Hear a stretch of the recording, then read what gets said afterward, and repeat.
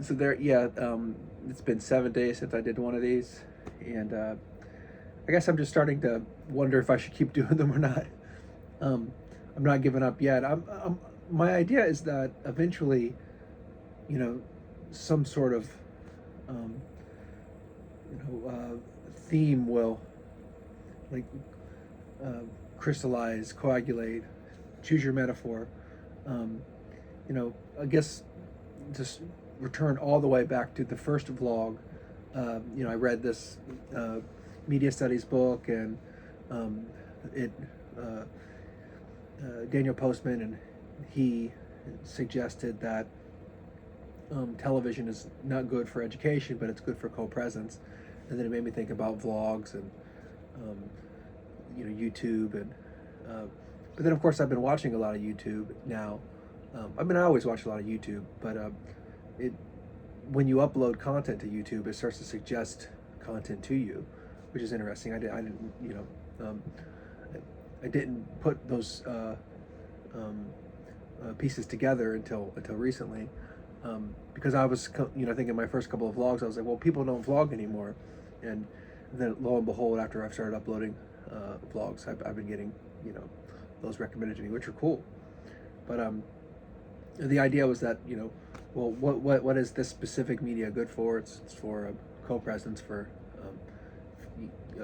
basically feeling less alone, um, and this way I can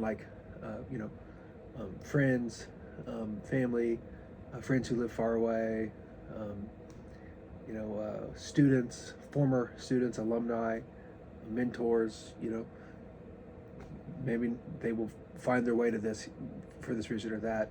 I'm thinking like in the future, like, oh, let's say next year I have 200 videos, or 210-minute updates.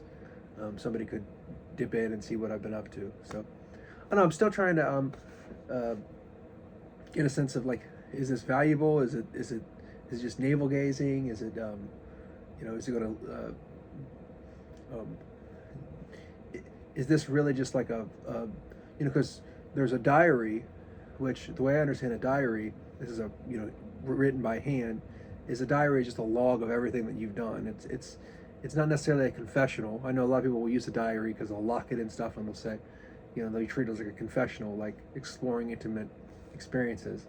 I don't think this is a diary, although part of it is just, this is what I've done for the day.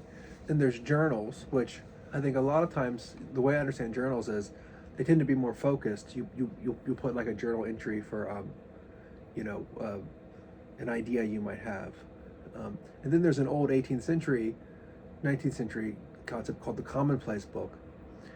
You should look that up if you're interested. But the commonplace book was this: young people would carry them around, and they would record uh, quotes, aphorisms. Maybe an elder you were talking to said something interesting. Maybe you would copy part of a correspondence in there. You do sketches. Um, Commonplace book was served all sorts of purposes, but it was basically like it's a mnemonic device. It's for gathering thoughts. So like, what is a vlog? Um, is it a diary? Is it a journal? Is it a commonplace book? Is it a confessional? Um, when I use the word confession, a lot of people think of confession as like um, the theological practice of confessing one's sin. Like, oh, I have a sin I want to confess. When I use that term, I don't use the term confessional with that valence, if you will. I use it with just more general, like um, the uh, the confessions of um, um, Saint Augustine, or the Rousseau wrote a book called Confessions, which basically just like, well, he does confess some quote unquote sins in there, but it's mostly just like sharing of one's private interiority in a public way. I don't think the vlog is a confessional, but maybe there's parts of it that are like that, like where like nowadays we use the term TMI, right? If somebody says something that's like, I didn't need to know that. TMI can be like, oh, it's too much information because you know I don't want to know that. I don't want to hear about, for example, the details of your uh, post-operation healing. Like I have friends who will want to show me wounds and stuff or pictures of their surgery. Like, oh, that's gross. That's TMI, right? Um, we use it, but another TMI is like, it. It's so boring. It has nothing to do with my life. Why would I even care about that? Like you're talking with someone and say, "How's your day going?" And then you respond with this like long, rambling response, and then you say, "Oh, I'm so sorry, TMI," right? But there's two different ways of using that term. One is you're sharing information that should be private, and the other one is you're sharing information that's not relevant to my life. These are all things I'm thinking about with the vlog.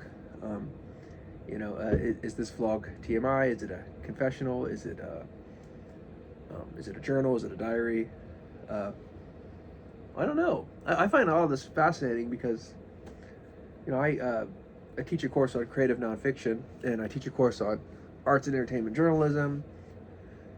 I'm really interested in paraliterature, so like I'm here in a couple of weeks. I'm actually going to Pembroke College in Oxford, and I'm presenting on Horace Walpole's epistolary style, his letter writing style. I have the selected letters of Horace Walpole, 18th century minister of Parliament, creator of Gothic fiction. I'm going to be writing about his letter writing style. And so I'm interested in like non-narrative, I was going to say literary form, but just like non-narrative media. Like this is like I guess media studies.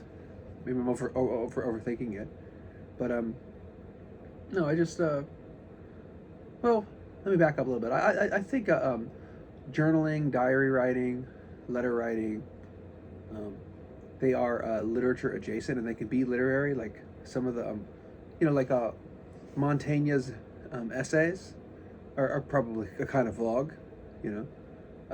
Well, they're not a vlog; they're a vlog-like. I don't know if you're familiar with Michel de Montaigne. There's several videos on YouTube about him. He created the essay form.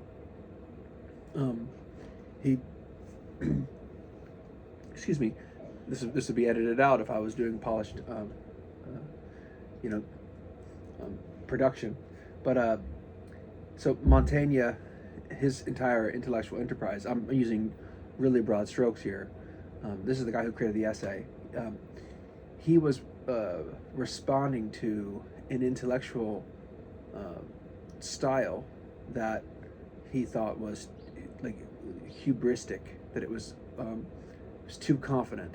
So he was thinking of like the philosophical treatise, the dissertation, the what we call a monograph today, like a thick study, where you pick a topic and you're going to write everything about it. Think of Burton's Anatomy of Melancholy, like a book like this thick about or like the Decline and Fall of the Roman Empire. Of a copy here. It's two thick volumes by Gibbon. Michel de Montaigne is kind of responding to these huge, confident works, these studies with a capital S, and he proposes the essay, which is a try, and they're more like occasional, like here are some thoughts that I'm putting down, and so he's kind of committed to the idea of intellectual modesty and not being very smart, basically like ordinary intelligence, working on ordinary problems. So a lot of his essays are about like day-to-day issues, questions. The essays of Montaigne are like masterpieces of creative nonfiction. Well, some of them are better than others, but yeah. No, this was very meta. This one, I'm looking at the time, and we're almost to 10 minutes. But I'm just like, I guess the reason why I spent so much time on this topic today is because it's like, well, like why am I doing this? Should I keep doing it? I probably should say a few things about what I've been doing. I've been doing a whole bunch of grading's done, put my final grades in, semester's over. Visiting my family in Ohio tomorrow, actually. Going to be there for about a week. I might do an update from from Ohio for Christmas, and been reading a lot of comics. Just read Captain America versus Alien issue 1. It's a new series. I'm a few weeks behind, but that one is great. You should check if you like Captain America and you like the idea of him fighting xenomorphs. You should check it out. Been playing some Diablo 4. Been reading Warhammer. Been reading, obviously, Horace Walpole. Been reading way too many books. But yeah, thought I'd get one of these in, and I'm sure there'll be another one. So, I'm just thinking about these questions. Have a good day.